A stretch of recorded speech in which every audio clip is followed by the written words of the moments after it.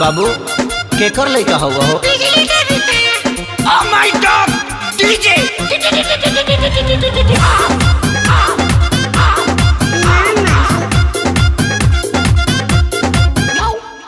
जहिया से आइल न ससुरा से नहीं हो, जहिया से आइल न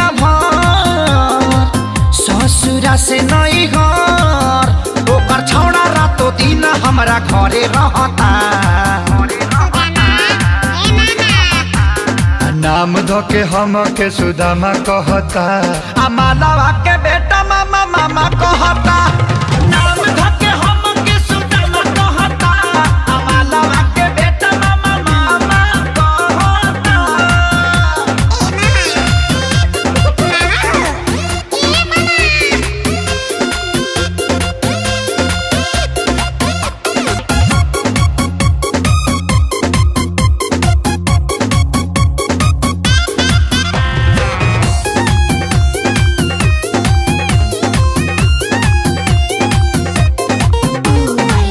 एक त 5 साल लागल मोहब्बत भुलावे में, दर्द बढ़ावे खातिर आइल फेर गाँवे में।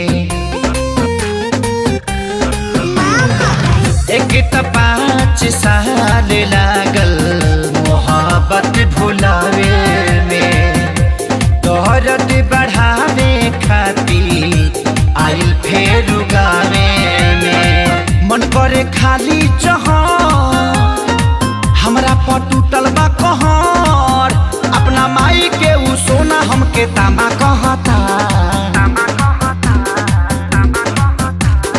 नाम धोके हम के सुदामा कहता, आ मालवा के बेटा मामा मामा कहता। नाम धके हम के सुदामा कहता, आ मालवा के बेटा रे मारे रे झपड़ में हाथ देला भाग तहरी माई।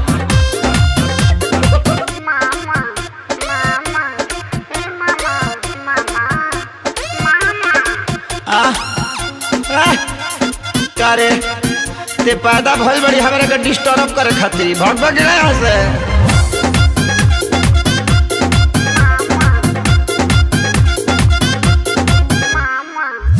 मारेला ते हतिया ताना होई न बारदास जी, पूरा इज्जत के हमारा भइल सत्यानाश जी।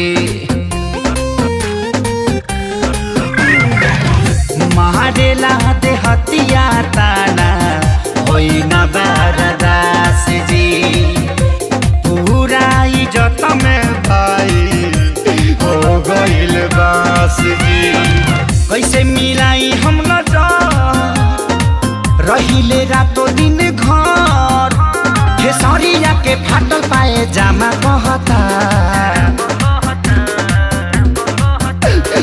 नाम धोके हम के सुदामा कहता, आ मालवा के बेटा मामा मामा कहता।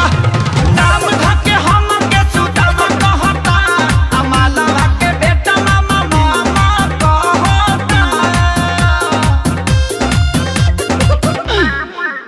जाए बेटा तनी सा गलती हो गई न तो पापा कहतीस।